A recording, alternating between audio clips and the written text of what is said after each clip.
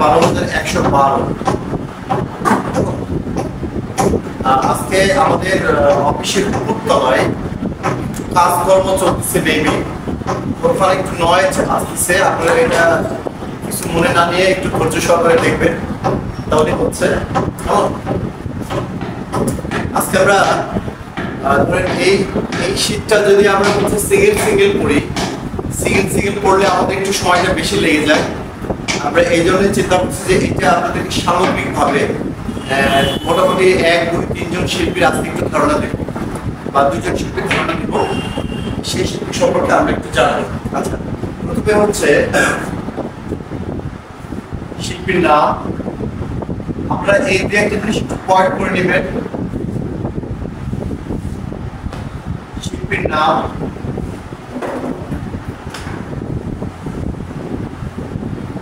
জন্মস্থান, শিক্ষা,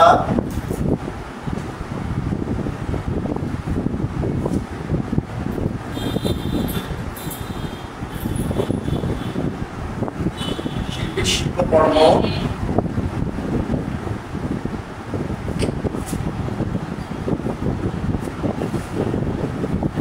শিল্পকর্মের বর্ণনা।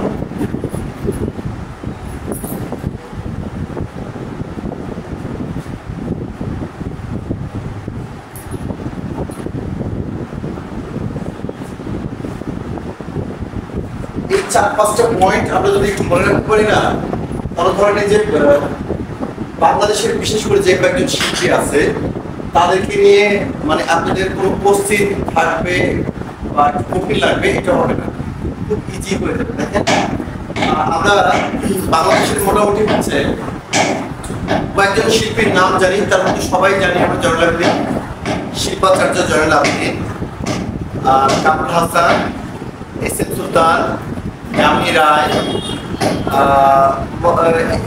যামিনী রায়, এই কয়েকজন শিল্পী সম্পর্কে আমরা মোটামুটি যদি একটু জানি তাহলে সিংহভাগ কমপ্লিট হয়ে যাবে। আচ্ছা, এখন ঘটনা হচ্ছে যে শিল্পী সম্পর্কে যে আমরা পড়বো, আমাদের শিক্ষক মানে আমাদের পাঠ্য বিষয়গুলো কি হবে। দেখেন যে এখন এর আগের দিন আমি বলছিলাম যে একটা প্রশ্ন যখন আসে, প্রশ্নটা আগে পড়তে হবে আমাদের, যে প্রশ্নটা পরীক্ষাতে আসতে পারে। কথার কথা আসলে এরকম যে বাংলাদেশের বিখ্যাত 2 জন শিল্পীর নাম এবং তাদের শিল্পকর্ম নিয়ে বিস্তারিত আলোচনা করো, ঠিক আছে? বা বাংলাদেশের বিখ্যাত একজন শিল্পীর নাম এবং তার শিল্পকর্ম নিয়ে বিস্তারিত আলোচনা করো। দেখা যাচ্ছে যে এইটা একটা প্রশ্নের জন্য মার্কস থাকতেছে টোটাল 10।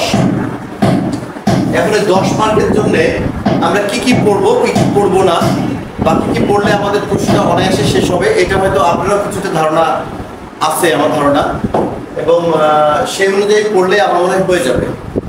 যেমন ধরেন যে কথার কথা যে আমি যদি এস.এম. সুলতান সম্পর্কে পড়ি তাহলে আমি কি পড়বো? এস.এম. সুলতান সম্পর্কে পড়লে আমার প্রথমে পড়তে হবে যে এস.এম. সুলতানের পুরো নাম, তার বাসা, তার জন্মসাল, তার মৃত্যুসাল, তার বেড়ে ওঠা, তার শিক্ষাগত যোগ্যতা, এই কটা জিনিস আমাদেরকে পড়তে হবে। তার মধ্যে শিল্পীর নাম, জন্মস্থান, শিক্ষা, শিল্পীর শিল্পকর্ম, শিল্পকর্মের বর্ণনা, এবং হচ্ছে তার শিক্ষাগত যোগ্যতা যদি থাকে সেটা আমরা পড়তে। দেখেন একটু সহজভাবে বোঝায়। যেমন আমি প্রথমে শুরু করলাম হচ্ছে এস.এম. সুলতান। এস.এম. সুলতান বাংলাদেশের একজন প্রখ্যাত এবং বিশ্ববিখ্যাত একজন নন্দিত শিল্পী। তার কিন্তু কোনো শিক্ষাগত যোগ্যতা নাই, সে কিন্তু মোটামুটি আপনার কি বলবো এটাকে, শিক্ষাগত যোগ্যতা বলতে যে সে কোনো প্রাতিষ্ঠানিক ভিত্তি নেয় তার শিক্ষার। যেমন সে কোনো বিশ্ববিদ্যালয়ে পড়ে নাই, সে কোনো সেইভাবে পরিপূর্ণভাবে পড়ার সুযোগও পায় নাই, কিন্তু তারপরে সে গোটা পৃথিবীর বিখ্যাত একজন শিল্পী। আমাদের হয়তো অনেকেরই জানা নাই শেখ মোহাম্মদ সুলতান, যার সংক্ষিপ্ত নাম হচ্ছে এস.এম. সুলতান। আরেকটা জিনিস আমাদের কাউন্ট করতে হবে, ছদ্মনাম। ছদ্মনামটা হচ্ছে ছদ্মনাম মানে কেমন হয়, ছদ্মনামটা আমাদের প্রতিটা শিল্পীর ছদ্মনাম আমাদেরকে জানতে হবে। আমি একটু আপনাদেরকে রিডিং দিয়ে শোনাই। শেখ মোহাম্মদ সুলতান, যিনি এস.এম. সুলতান নামে পরিচিত, 1923 সালে তৎকালীন যশোর জেলার নড়াইলে, বর্তমানে নড়াইল যে জেলা, মাছিদিয়া গ্রামে জন্মগ্রহণ করেন। তার ছোটবেলা কাটে গ্রামে, মা বাবা তাকে লাল মিয়া বলে ডাকতেন।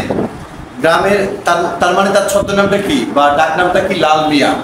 এটা আমাদের জানতে হবে।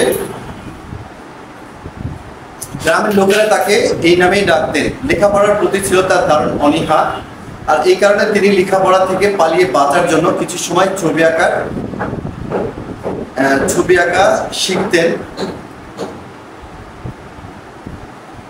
ছবি আঁকা শেখেন কলকাতা আর্ট স্কুলে। তারপরে বের হয়ে পড়েন, ঘুরে বেড়ান দেশ বিদেশে। একজন খেয়ালি মানুষ ও বৈশিষ্ট্যময় চিত্রশিল্পী হিসাবে খ্যাতি অর্জন করেন। তার ছবিগুলো গ্রাম্য জীবন, চাষাবাদ, কৃষক, জেলে, মানুষ। তার ছবির মানুষেরা ঘনিষ্ঠ দেহ, শক্তিশালী কৃষক কুল, জমি কর্ষণ করে ফসল ফলায়, খাদ্য যোগায়।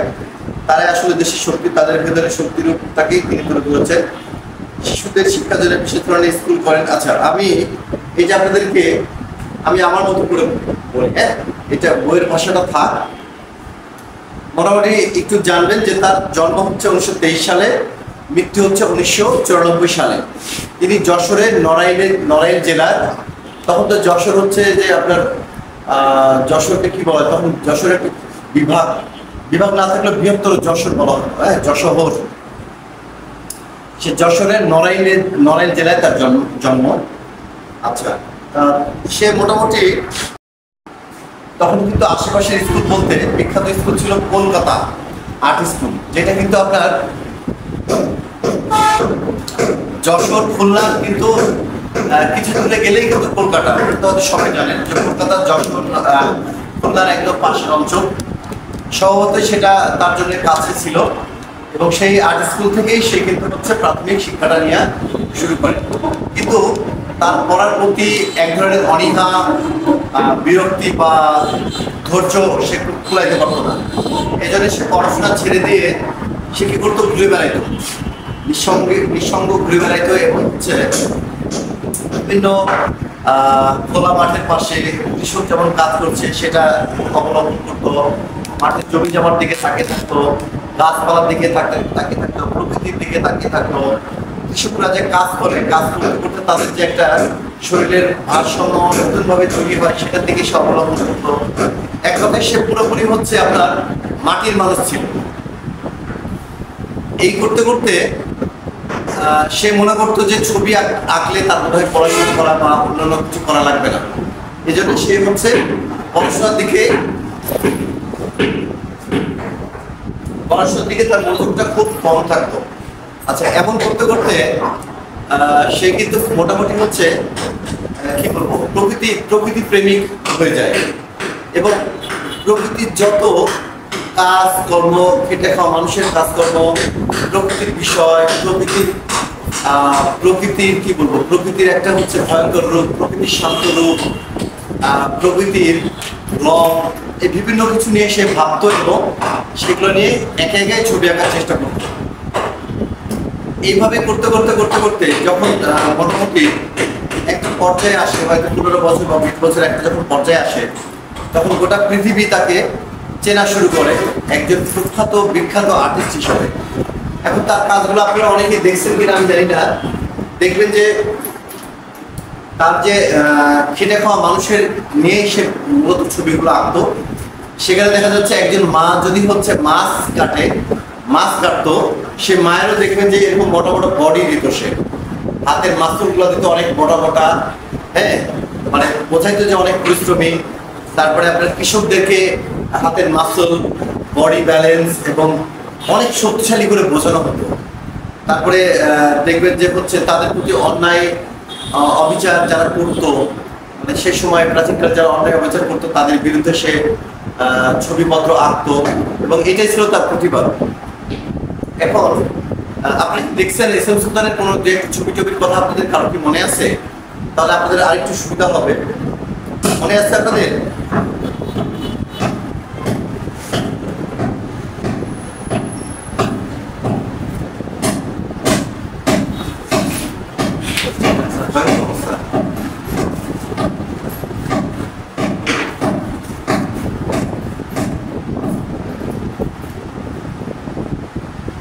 আচ্ছা, দেখেন যে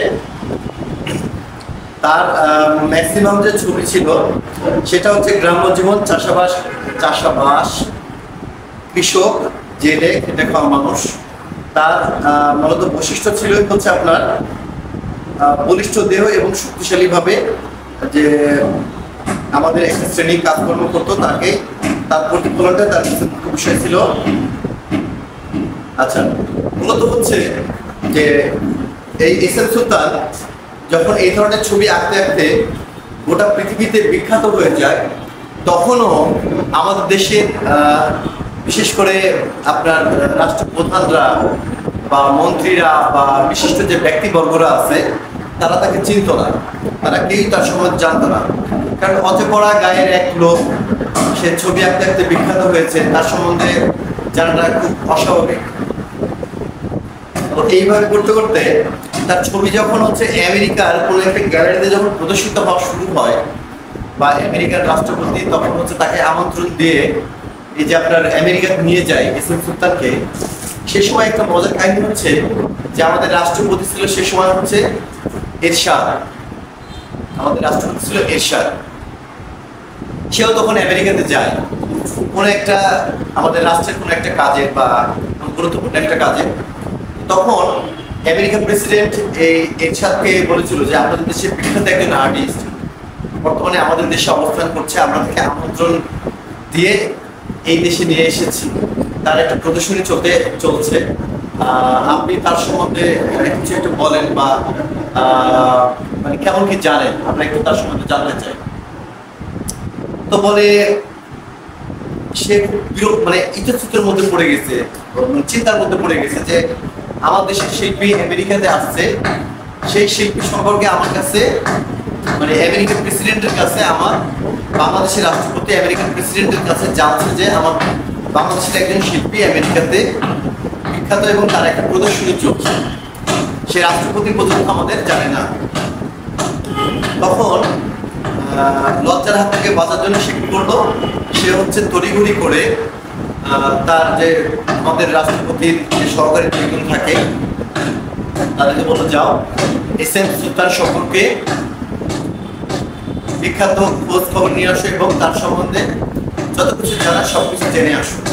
তো তখন হচ্ছে কি আমেরিকার প্রেসিডেন্টের কাছে আমাদের এরশাদ যখন শোনে যে এস এম সুলতান নামে আমাদের একজন বিখ্যাত আর্টিস্ট আছে যিনি গোটা পৃথিবী বিখ্যাত হয়ে যাচ্ছে, অথচ তার সম্বন্ধে আমরা কিছুই জানি না, এর সম্বন্ধে ডিটেলস খোঁজ খবর করে তারপরে জানা গেল, তারপরে হচ্ছে রাষ্ট্রপতির দেশে এসে তাকে ডেকে নিয়ে রাষ্ট্রীয় সংবর্ধনা দিল এবং তার যাবতীয় মানে তাকে যত রকম ভাবে সাহায্য সহযোগিতা করা যায় রাষ্ট্রপতি দেশের প্রধান তাকে সাহায্য সহযোগিতা করলো এবং রাষ্ট্রীয় পদকে ভূষিত করলো।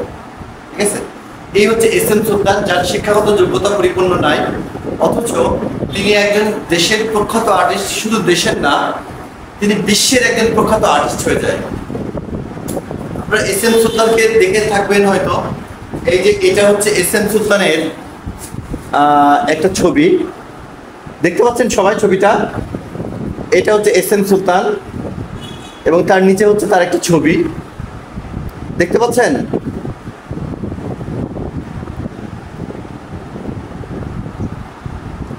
আচ্ছা, এটাই হচ্ছে এস এম সুলতান। আচ্ছা, তার কয়েকটি বিখ্যাত ছবি আপনারা একটু সার্চ দিয়ে দেখবেন। আচ্ছা, এখন যদি কথা যদি এই এস এম সুলতান সম্পর্কে যদি আপনাদের কাছে কোশ্চিন আছে যে এস এম সুলতান কে ছিলেন, এস এম সুলতানের শিল্পকর্ম নিয়ে বিস্তারিত একটু আলোচনা করতে হবে, তখন আমরা পড়বো হচ্ছে যে এস এম সুলতান তার পুরো নাম দিবেন, তার জন্মস্থান দিবেন, তার যতটুকু সে পড়াশোনা করছে সেটা দিবেন, তার বেড়ে ওঠাটা দিবেন, দেওয়ার পরে মোটামুটি ভূমিকা যখন শেষ হবে 1 থেকে 2 মার্কের বা 3 মার্কের জন্য ভূমিকা লিখবেন, লিখার পরে তার শিল্পকর্মের নাম লিখতে হবে। তার শিল্পকর্মের নাম আছে যেমন হচ্ছে যে গ্রামের খেটে খাওয়া মানুষ, চাষি, প্রকৃতির নির্যাস, এই ধরনের 8-10টা না 5 থেকে 6টা শিল্পকর্মের নাম আপনারা পড়বেন। পড়ার পরে তারপরে নিচে দেখবেন যে শিল্পকর্মের ব্যাখ্যা। আসলে এই উত্তরগুলো আমরা লিখবো সেভাবে যেভাবে কোশ্চিনটা থাকবে, কেমন?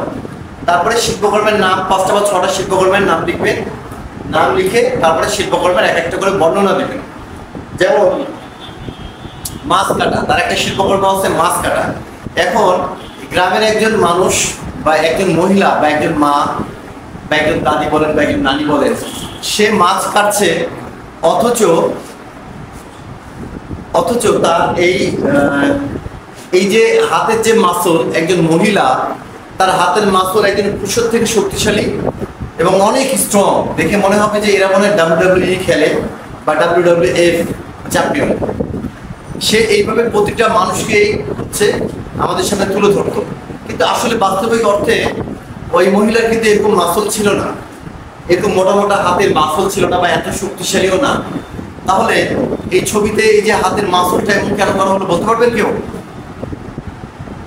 আমি আপনাদেরকে জিজ্ঞাসা করছি, একটু বলেন দেখি ধারণা করে যে কি হতে পারে এত শক্তিশালী করে শিল্পী তার এই যে গ্রামের বিভিন্ন মানুষজনকে আমাদের সামনে উপস্থাপন করতো কেন? কেউ বলতে পারবেন? আচ্ছা, আমি আরেকবার বলি, দেখেন এস এম সুলতান হচ্ছে বাংলাদেশের বিখ্যাত একজন আর্টিস্ট, যার একটা ছদ্মনাম আছে লাল মিয়া, যার জন্ম নড়াইলে, যে হচ্ছে গোটা পৃথিবী বিখ্যাত। তার উচ্চ মাধ্যমিক বলেন বা ম্যাট্রিক বলেন বা হচ্ছে আপনার IBA বলেন, তার সেই রকম শিক্ষাগত যোগ্যতা নাই, কিন্তু সে হচ্ছে গোটা পৃথিবীর একজন বিখ্যাত আর্টিস্ট। তো এই এস এম সুলতানের যে শিল্পকর্মগুলো ছিল, তার যে ছবি বা চিত্রশিল্পগুলো ছিল, সেটাতে কি যে গ্রামের প্রতিটা মানুষকে সে প্রচন্ড পরিমাণে শক্তিশালী করে ছবিতে উপস্থাপন করেছে। যেমন বললাম যে একজন মহিলা মাছ কাটছে, সে মহিলার হাতের মাছগুলো এরকম মোটা মোটা, বিশাল শক্তিশালী, মনে হয় যে সে প্রতিদিন ব্যায়াম করে, প্রতিদিন হচ্ছে যে রেসলিং খেলে। তার শিল্পকর্মের প্রতিটা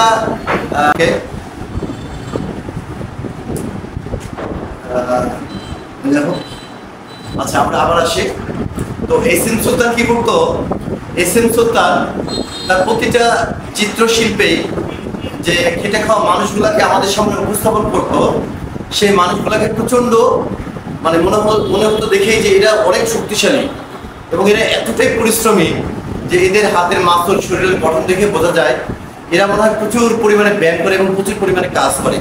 কিন্তু আসলে গ্রামের মানুষ তো তাদের জমি জমার কাজ দিয়েই সাধারণত করে থাকে। তারা তার WWF খেলবে না বা জিমেও যাবে না, তারা ব্যায়ামও করবে না। তাদের ব্যায়ামটাই হচ্ছে মাঠের কাজ বা বাড়ির জমি জমার কাজ, এটাই। তো আমি বলতে চাচ্ছি যে এই যে এস এম সুলতান যে ছবিগুলোতে গ্রামের খেটে খাওয়া মানুষকে এইভাবে উপস্থাপন করতো, এত শক্তিশালী ভাবে উপস্থাপন করতো কেন? এটি কি আমরা কেউ জানি? না জানলেও বলবেন, জানলেও বলবেন, আমি আপনাদেরকে বলছি। তাহলে হবে কি জানেন, এই যে আপনাদের সাথে যে আমার একটা আলোচনা হচ্ছে না, আমি বলছি আপনারা শুনছেন বা আপনারা একটা কথা বলবেন আমি শুনবো, এটা তো হয় কি জানেন, আপনাদের পড়াগুলা ভিতরে গেঁথে যায়। কিন্তু আপনারা যদি কোনো কিছুতে রেসপন্স আমাকে না করেন, তাহলে হবে কি আমি শুধু পড়াবো, আপনারা শুধু শুনবেন, এর মধ্যে সীমাবদ্ধতা থেকে যাবে। কিন্তু যখন আমি একসাথে আলোচনা করব, তখন হচ্ছে আপনার পড়াগুলো অর্ধেকের বেশি এখনই হয়ে যাবে। তাই বলছি আর কি। আপনারা কি জানেন যে আসলে এস এম সুলতান এই মানুষদেরকে এইভাবে উপস্থাপন কেন করতো, এত শক্তিশালী ভাবে?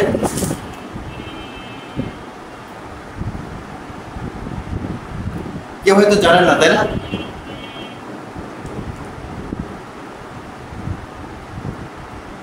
জি,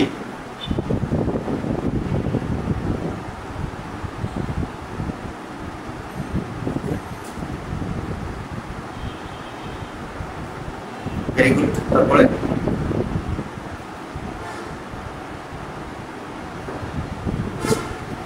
আর কেউ? ভাইজান ভালো একটা উত্তর দিছে। আর কেউ? আপনার লজ্জা নাই, আমি তো আপনাদেরকে শিখাইতে আসছি, তাই না? আপনারা শিখতে আসছেন। তো এখন যদি আপনারা আমার সাথে আলোচনা করেন, তাহলে এটা খুব দ্রুত আপনাদের হয়ে যাবে। কিন্তু আলোচনা যখন না করবেন না, তখন শুনে আপনার কিন্তু আগ্রহ কম থাকবে, পরবর্তীতে সবকিছু হচ্ছে ভুলে যাবে। এই জন্যই বলছি যে তার শিল্পকর্মের, আচ্ছা এই ছবিটা ভালো মতো দেখা যাচ্ছে কিনা দেখেন তো, একটু একটু ভালো মতো বোঝা যাচ্ছে কিনা। নিচের একটা ছবি,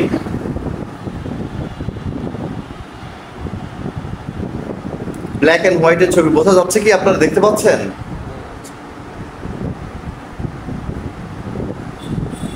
এই ছবিটা একটু ভালো করে তাকান।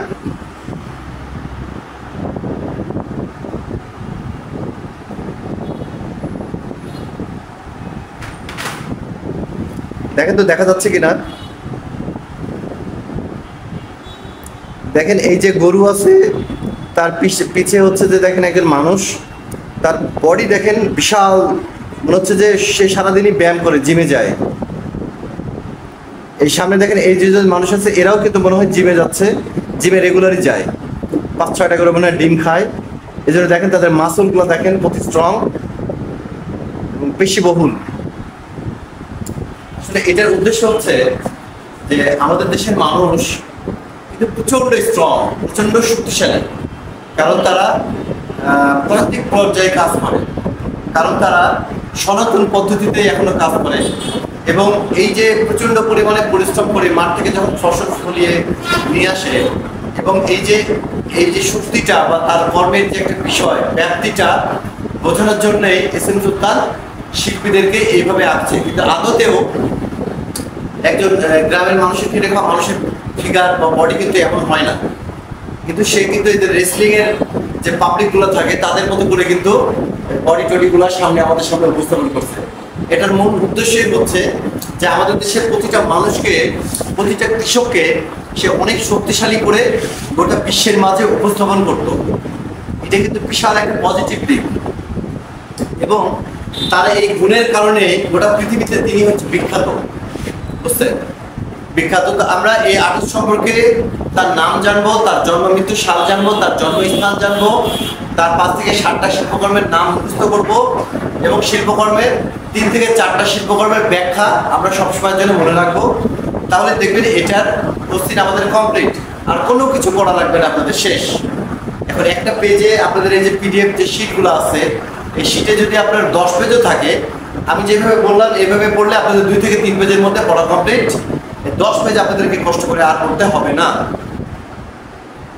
আমি কি বোঝাতে পারলাম? নেক্সট আমরা যাই।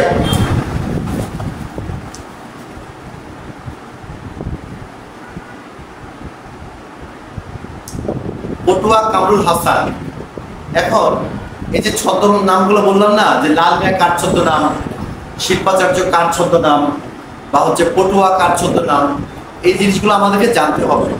যেমন পটুয়া বললেই আপনারা মনে রাখবেন যে আমাদের বিখ্যাত একজন শিল্পী আছে, আর একজন শিল্পী আছে, তার নাম হচ্ছে শিল্পী কামরুল হাসান বা পটুয়া কামরুল হাসান। কামরুল হাসান কিন্তু পটচিত্রের জন্য বিখ্যাত। কেমন? দেখেন তার জন্ম 1921 সালে, তার মৃত্যু হচ্ছে 1988 সালে। শিল্পী কামরুল হাসান 1921 সালে ভারতের পশ্চিমবঙ্গের বর্ধমান জেলায় জন্মগ্রহণ করেন। যখন 1921 সাল ছিল তখন তো দেশ বিভাজন হয়নি, মানে আমাদের ভারত পাকিস্তান আলাদা হয়নি। তখন হচ্ছে এই যে আপনার পশ্চিমবঙ্গ বলেন বা পূর্ববঙ্গ বলেন, এই দুটাকেই ধরা হতো বাংলা। শুনেন আগে যে টিপু সুলতান হতো বাংলা, বিহার, উড়িষ্যা, ঠিক আছে? এই সেই বাংলার মধ্যে আমাদের বাংলাদেশ, কলকাতা দুটোই একসাথে ছিল। তখন আর্ট স্কুল বলতে প্রথম যেটা ছিল সেটা হচ্ছে কলকাতা আর্ট স্কুল। আর ঢাকার আর্ট স্কুল তখনও তো ঢাকার সৃষ্টি হয়নি, বাংলাদেশ সৃষ্টি হয়নি। 47 সালের পর থেকে আমাদের দেশে শিল্পের ধারা শুরু হয়। তার আগ পর্যন্ত ছিল টোটালটাই হচ্ছে কলকাতা আর্ট স্কুল ছাড়া আমাদের এই বাংলা অন্য কোনো শিক্ষা প্রতিষ্ঠান ছিল না, মানে ছবি আঁকার ক্ষেত্রে। তো 1921 সালে ভারতের পশ্চিমবঙ্গের বর্ধমান জেলায় জন্মগ্রহণ করেন। 1947 সালে পরবর্তীতে তিনি বাংলাদেশে আসেন। শিল্পাচার্য জয়নুল আবেদিনের সাথে 1948 সালে ঢাকায় সরাসরি সরকারি চারু কারুকলা মহাবিদ্যালয় প্রতিষ্ঠায় সক্রিয় অংশগ্রহণ করেন, এবং মহাবিদ্যালয়ে তিনি প্রায় 12 বছর শিক্ষকতা করেন। বাংলাদেশের ক্ষুদ্র ও কুটির শিল্পের কর্পোরেশন বিসিক নকশা কেন্দ্রের প্রতিষ্ঠাতা শিল্পী কামরুল হাসান তরুণ বয়সে বলতে ছিলেন আন্দোলন ঝাঁপিয়ে পড়েন 1968 সালে। দরকার নেই এটা আমাদের। কামরুল হাসানের সবচেয়ে উল্লেখযোগ্য কাজ স্বাধীনতা যুদ্ধের সময় আঁকা ইয়াহিয়ার তো নাম শুনছেন, পাকিস্তানের যে শাসক ছিল, এই যে এই জানোয়ারকে হত্যা করতে হবে, একটা পোস্টার আপনাদের মনে আছে কিনা আমি জানি না, ওর একটা বিখ্যাত পোস্টার ছিল। পোস্টারটার নামই ছিল হচ্ছে এই জানোয়ারকে হত্যা করতে হবে। ইয়াহিয়া খানের একটা পোস্টার।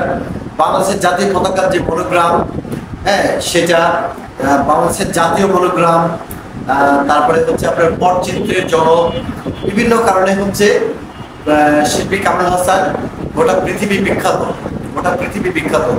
মজার ব্যাপার হচ্ছে আমাদের দেশের শিল্পী সম্পর্কে আমাদের ধারণা নাই, এই জন্য এদের সম্পর্কে আমাদের জানাও না, কেমন?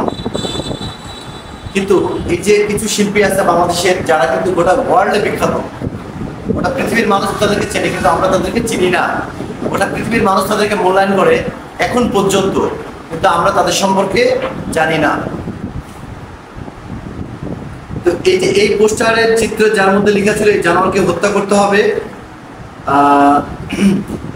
তার এই পোস্টার চিত্র মুক্তিযোদ্ধার জন্য উৎসাহ এবং প্রেরণার এক অস্ত্র ছিল। কামরুল হাসান বাংলাদেশের জাতীয় পতাকা এবং বাংলাদেশের রাষ্ট্রীয় প্রতীকের নকশা নির্মাণ করেন। দেখেন আমি আবারও বলি, জাতীয় পতাকা এবং বাংলাদেশের রাষ্ট্রীয় প্রতীকের যে নকশা সেটি তিনি সম্পন্ন করেন। বাংলাদেশ সরকার থেকে এই 21শে পদককে ভূষিত করেন। সারা জীবন তিনি অনেক উল্লেখযোগ্য কাজ করেছেন। তার বিখ্যাত ছবিগুলো হলো নবান্ন, তিন কন্যা, উকি, বাংলার রূপ, জেলে, পেঁচা, গণহত্যার আগে ও পরে ইত্যাদি। এই কয়েকটা শিল্পীর যদি নাম আমরা মনে রাখি তাহলে দেখবেন যে আপনাদের মোটামুটি হয়ে যাবে। একইভাবে এই শিল্পীর জন্ম পড়বো আমরা, মৃত্যু পড়বো, জন্মস্থান, তারপরে হচ্ছে তার শিক্ষাগত যোগ্যতা, তার শিল্পকর্মের ধারণা, তার উল্লেখযোগ্য কি কি কাজ বা পদক আছে সেটা, এবং তার শিল্পকর্মের কয়েকটি বিস্তারিত বর্ণনা। আমাদের এই প্রশ্ন কমপ্লিট। 1 থেকে 3 পেজ আমরা খাতায় লিখবো, আর যে শীট থেকে পড়েন বা বই থেকে পড়েন পড়লেই হচ্ছে। কিন্তু ধরেন এই যে 10 পেজ, 12 পেজ, 13 পেজ করে পড়ার কোনো মানে হয় না, কেমন? আজকে আমরা এই দুইটা নিয়েই হচ্ছে আলোচনা করবো, এর বাইরে কিছু না। আচ্ছা, এদের সম্পর্কে বিস্তারিত আর কিছু বলার আমার মনে হয় যে দরকার নাই। এদের সম্পর্কে আপনাদের হচ্ছে মানে পড়তে হবে, একটু জানতে হবে। যদি আমরা না জানতে পারি বা না ঠিক মতো পড়ি তাহলে হবে কি জানেন, আপনারা এগুলো সম্পর্কে ধারণা থাকবে না এবং মনোযোগ আসবে না। মজার ব্যাপার হচ্ছে যে এই যে আমাদের চারুকলার যে পাঠ্য বিষয়গুলো সেগুলো কিন্তু আপনি যদি জোর করে পড়তে যান কিন্তু হবে না। আপনি হচ্ছে মুখস্থ করতে যান তাও কিন্তু হবে না। আপনাকে পড়তে হবে হচ্ছে হৃদয় এবং মন দিয়ে, মানে এক কথায় মন দিয়ে যদি আপনি এটা পড়েন আপনি দ্রুত পড়া কমপ্লিট হয়ে যাবে। ছবি আঁকা বা ছবি আঁকার যে পড়াশোনাগুলো এগুলো কিন্তু জোর করে কোনো কিছু হবে না, এগুলোকে আপনি ভালোবেসে পড়তে হবে। যখনই আপনি ভালোবেসে পড়বেন এটা আপনার অটোমেটিক কমপ্লিট হয়ে যাবে, ঠিক আছে? যেমন ধরেন এই যে প্রশ্নগুলো আমি পড়ালাম, আমরা তো এখন সবাই প্রাপ্তবয়স্ক, আমরা মোটামুটি অনেকেই অনার্স কমপ্লিট করে ফেলেছি বা অনার্স কমপ্লিট করছি বা মাস্টার্স কমপ্লিট করে ফেলেছি। এই অবস্থায় হচ্ছে যে পড়ার যে ধারণ ক্ষমতা থাকে আমাদের, মানে এটা আমার জ্ঞানে যা বলে, সেই ধারণ ক্ষমতা অনুযায়ী আপনাদের এই একটা প্রশ্ন পড়তে লাগবে হচ্ছে 10 মিনিট, ঠিক আছে? 10 মিনিটে আপনাদের এটা কমপ্লিট হয়ে যাবে। কিন্তু হয় কি জানেন, এই যে সহজ জিনিস আমরা কিন্তু হচ্ছে অতটা গুরুত্ব দিই না, ঠিক আছে? সহজ জিনিস আমরা গুরুত্ব দিই না। আর বিদেশিরা কি করে জানেন, বিদেশিরা সহজ জিনিসটা গুরুত্ব বেশি দেয়, কঠিন জিনিসটা গুরুত্ব দেয়, কিন্তু আগে সহজ জিনিসগুলো কমপ্লিট করে তারপরে কঠিন জিনিসের দিকে যায়। তো আমাদের এই ছবি আঁকাও এক সিস্টেম, ছবি আঁকার পড়াশোনার এক সিস্টেম। আপনাকে ভালোবেসে পড়তে হবে। আপনারা যেমন আপনার ওয়াইফদেরকে বা স্বামীদেরকে ভালোবাসেন বা ছেলেমেয়েদেরকে ভালোবাসেন বা বাবা মাকে ভালোবাসেন, সেই ভালোবাসার কিছু একটা অংশ 5% বা 10% একটা ভালোবাসা এই ছবি আঁকাকে দিতে হবে বা ছবি আঁকার পড়াকে দিতে হবে। যদি আপনি এটা দিতে পারেন তাহলে এই সাবজেক্টটা আপনার ভালো রেজাল্ট করতে বা চাকরি পাওয়ার ক্ষেত্রে সবচেয়ে বেশি অগ্রাধিকার পাবেন। কিন্তু এটা যদি আপনি না করেন তাহলে হবে কি, আপনি শুধু সার্টিফিকেটই পাবেন এখান থেকে, এবং ওই যে গতানুগতিক যে এখান থেকে যেভাবে সবাই পাস করে, কিছু ব্যতিক্রম তো থাকবেই, তাদের মতনই আপনারা হয়ে যাবেন। কিন্তু আমার কথা যদি ফলো করেন বা আমাকে যদি অনুসরণ করেন তাহলে আপনারা চাকরি পাওয়ার ক্ষেত্রে 90% এগিয়ে যাবেন। ওই যে 10% থাকবে না, ওই 10%ই আপনাদের জীবনের টার্নিং পয়েন্ট হবে, কেমন? এটা মনে রাখবেন। এখন আজকের এই যে এস এম সুলতান বা কামরুল হাসান সম্পর্কে আপনাদের কোনো ধারণা বা কোনো বোঝার বিষয় বা আরো কিছু জানার বিষয় কি আছে? আপনারা চাইলে আমাকে একটু প্রশ্ন করতে পারেন, মানে একদিনে আমরা খুব বেশি পড়বো না, কেমন?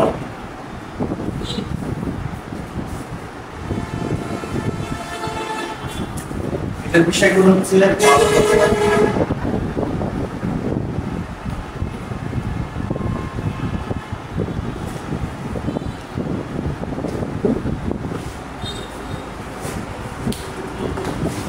আপনাদের কি আর কোনো ধারণা আছে এটা সম্পর্কে বা কোনো প্রশ্ন আছে আমাকে করার মতন?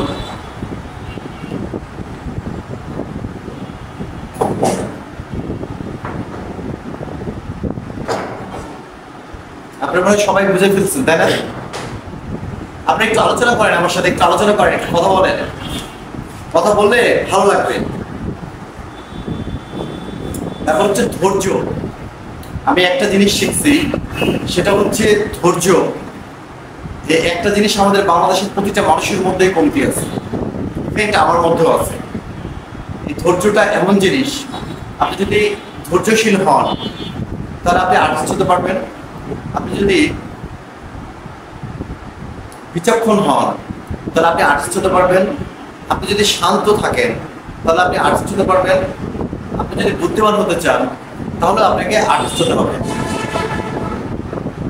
ওটা আচ্ছা, হাতে যে মাসলগুলো ছিল এটার মূল কারণটা ছিল কি, যে আমাদের খেটে খাওয়া মানুষগুলো দেখেন সকালবেলায় ভোরবেলায় উঠে চলে যায় মাঠে। মাঠে কাজ করতে করতে যখন দুপুর গড়িয়ে আজান টাজান হয়ে যায়, দুপুরের আজান হয়ে যায়, ভোরের আজান হয়ে যায়, তখন দেখবে যে তার ওয়াইফ কি করে, ওই যে হাতে করে টিফিন বাটি নিয়ে খাবার টাবার আনে, খাবার টাবার এনে তার স্বামীকে খাবারগুলো খেতে দেয়। খাবার খাওয়ানোর পরে তার বউ যথারীতি আবার বাসায় চলে যায়। সেই কৃষক কিন্তু আবার মাঠে কাজ করতে শুরু করে। তার মানেটা কি? তার মানে হচ্ছে যে একটা কৃষক কতটা পরিশ্রম করবে সে মাঠ থেকে দুপুরবেলায় খাইতেও চায় না, তাই না? এই জন্যই এস এম সুলতান চিন্তা করছে যে আমাদের এই গ্রামের মানুষগুলা, যে মানুষগুলা এই সোনার ফসল ফলায়, তাদেরকে গোটা বিশ্বের সামনে আমি কিভাবে তুলে ধরতে পারি। তখন সে কি করছে, এই যে হাতের মাসলগুলা মোটা মোটা করছে, গায়ের মাসলগুলা মোটা করছে, কাঁধগুলা মোটা মোটা করছে, শক্তিশালী স্ট্রং ভাবে গোটা বিশ্বের সামনে আমাদের কৃষক সমাজকে তুলে ধরেছে, যাতে গোটা বিশ্বের মানুষ মনে করতে পারে যে এই দেশের মানুষগুলো অনেক শক্তিশালী এবং অনেক পরিশ্রমী। এটাই ছিল তার মূল জায়গা। এবং এই প্রশ্নটা, হ্যাঁ, এই প্রশ্নটা কিন্তু হচ্ছে পরীক্ষায় আসে। তার ছদ্মনাম কি, তার ছবির বিষয়বস্তু কি, তার হচ্ছে মূল কার্যক্ষমতাটা কি, এই জিনিসগুলো আসে। ধন্যবাদ। আর কারো প্রশ্ন?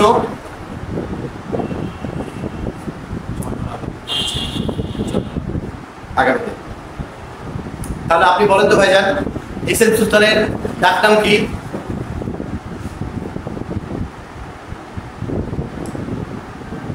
লাল মিয়া। এস এম সুলতানের ডাক নাম হচ্ছে লাল মিয়া।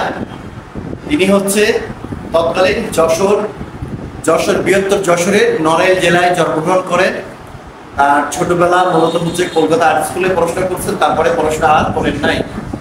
তার কোনো শিক্ষাগত যোগ্যতা বা সার্টিফিকেট তার নাই, অথচ তিনি গোটা বিশ্বের একজন বিখ্যাত একজন আর্টিস্ট। আবার একটা জিনিস বলে দেখেন যে এখনো আমাদের দেশের কয়েকজন আর্টিস্ট আছে, বা কয়েকজন মধ্যে ভুল হবে, অনেক নামি দামি আর্টিস্ট আছে যাদের এক একটা শিল্পকর্ম বিক্রি হয় 5 কোটি টাকা, 6 কোটি টাকা, 3 কোটি, 2 কোটি, 1 কোটি 60 লাখ, 50 লাখ, 10 কোটি টাকা এক একটা শিল্পকর্ম বিক্রি হয় বাইরের দেশে। ঠিক আপনারা জানেন?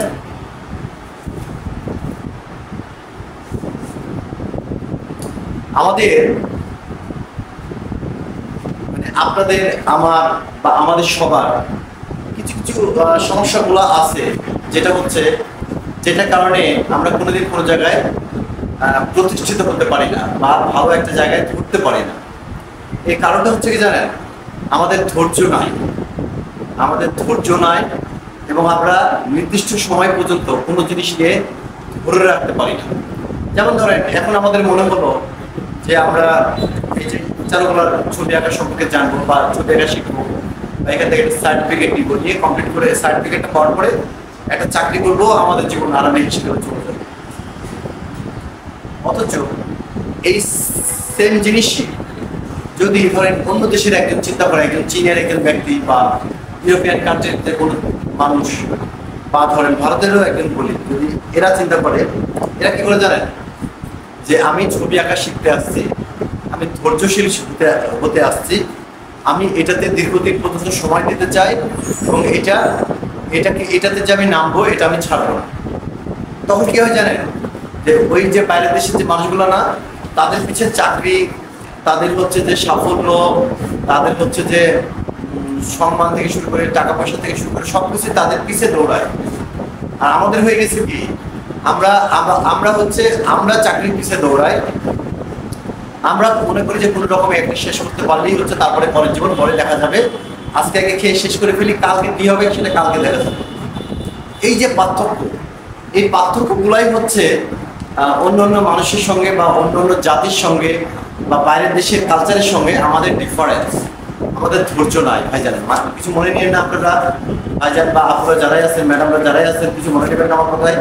আমাদের ধৈর্যটা নাই, আমরা শান্ত হতে শিখে নাই, আমরা প্রচন্ড হচ্ছে উগ্র জাতি। আমরা হচ্ছে শান্তি দৃষ্টি আমাদের দেশ থেকে প্রায় উঠেই যাচ্ছে। সব জায়গায় দেখবে শুধু ক্যামে ক্যাচম্যাচ, গন্ডগোল, হানাহানি, চারিদিকেই দেখবেন শুধু হচ্ছে অশান্তি আর অশান্তি আর অশান্তি। কেন জানেন? অশান্তি আমার মনের মধ্যেই বাসা বাঁধছে। আমি আপনাদেরকে কি ঠিক করবো, আমার মনের মধ্যেই বাসা বাঁধছে। সেগুলো হচ্ছে এইরকম। শিল্প জিনিসটা, এই ব্যাপারটার সাথে আপনাকে জড়িত হতে হবে। আপনাকে এইভাবে আসতে হবে যে আমি একটা কোর্সে ভর্তি হয়েছি, আমাকে এটা সম্পর্কে জানতে হবে। এই জানার জন্য হচ্ছে আপনাকে মেডিটেশন করতে হবে। যেমন আপনারা তো জানেন যে নবী করিম সাল্লাল্লাহু আলাইহি ওয়াসাল্লাম মেডিটেশন করতেন, হিন্দুরাও মেডিটেশন করে, ওই খ্রিস্টানরাও মেডিটেশন করে, ওই বৌদ্ধরাও মেডিটেশন করে, সবাই ধ্যান করে, করে না? সবাই ধ্যান করে। কিন্তু আমরা তপস্যা করি, আমরা মনে করি যে আজকে টাকা পয়সা দিয়ে এখানে যদি একটা চাকরি পেয়ে যাই, ওফ আমার লাইফ সেটেল। আর বাইরের দেশের মানুষরা মনে করে, এই আমি কি জন্য চাকরি করবো, আমি একজন উদ্যোক্তা হব এবং আমি নিজেই কিছু করব এবং সমাজে মানুষ আমাকে দেখে কিছু করবে, আমাকে নিয়ে জানবে এবং আমি নিজেকে এমনভাবে প্রতিষ্ঠিত করব যেটা আমার সমাজের নাম থেকে যায়। আমরা কি কখনো এই ভাবাটা ভাবতে পারি? ভাবতে গেলেই দেখবেন যে চিন্তা আসে, হ্যাঁ আমি এগুলো যদি করতে যাই, আমার সংসারের অভাব অনটন চলতেছে, আমার পরিবারের টাকা দরকার, আমার হচ্ছে এগুলো নিয়ে ভাবলে হবে না, আমাকে বাস্তবমুখী হতে হবে, আমাকে চাকরি করতে হবে, তাই না? এই চিন্তাটাই হচ্ছে আমাদেরকে খেয়ে খেয়ে শেষ করে ফেলে। এই চিন্তাটা করা যাবে না। এই চিন্তাটা না করে যার যার জায়গা থেকে নিজের যে স্বাবলম্বী হওয়া শেখেন। চাকরি কি জিনিস? চাকরি কারা করে জানেন? যাদের মন দুর্বল, যারা হচ্ছে ভীতু, যারা সমাজকে ভয় পায়, যারা বিভিন্ন জায়গায় দরাদরি করতে সাধারণ মানুষের সাথে পারে না, যারা হচ্ছে বাপের অর্ডার শক্তি থাকে, যার হচ্ছে মনে করে যে আমি চাকরি ঢুকলাম, আমার লাইফ এখানেই শেষ, আমি একটা ভালো স্যালারি পাই, আমি হ্যান্ডসাম 1.5 থেকে 2 লাখ টাকা বেতন পাই, বা আমি 1 লাখ টাকা বেতন পাই, বেতন পেয়ে আলিশান একটা আমি ফ্ল্যাট কিনবো, আমার একটা গাড়ি থাকবে, আমার 10 জনকে দেখানোর মতো মানে সম্পত্তি থাকবে, আমি সাকসেস। ওরা হচ্ছে পৃথিবীর সবচেয়ে অধঃপতন জাতি। ওরা হচ্ছে পৃথিবীর সবচেয়ে অধঃপতন জাতি। শিক্ষার উদ্দেশ্য তো এটা না। শিক্ষা মানে আপনি জ্ঞান অর্জন করবেন, শিক্ষা মানে হচ্ছে আপনি নিজেকে তৈরি করবেন, তবেই না আপনি সমাজে অন্য মানুষ আপনাকে দেখে শিখবে। এখন ওই যে পৃথিবীতে যদি দেখেন যে আমি কথার কথা, আপনিও ধরেন 10 টন সোনা পেলেন, আমিও 10 টন সোনা পেলাম, আপনারও তার সম্পত্তি অনেক হয়ে গেলো, টাকা পয়সার জীবনে আর অভাব থাকবে না, আপনি এখন 10 তলা বিল্ডিং অনায়াসে 2-4টা 10 তলা বিল্ডিং দিতে পারবেন, আমিও পারবো, তাই না? কি করলাম জানেন? আপনি ধরেন আপনি 10 তলা বিল্ডিং দিলেন না, আমি 10 তলা বিল্ডিং দিলাম, আমি হচ্ছে যে 2টা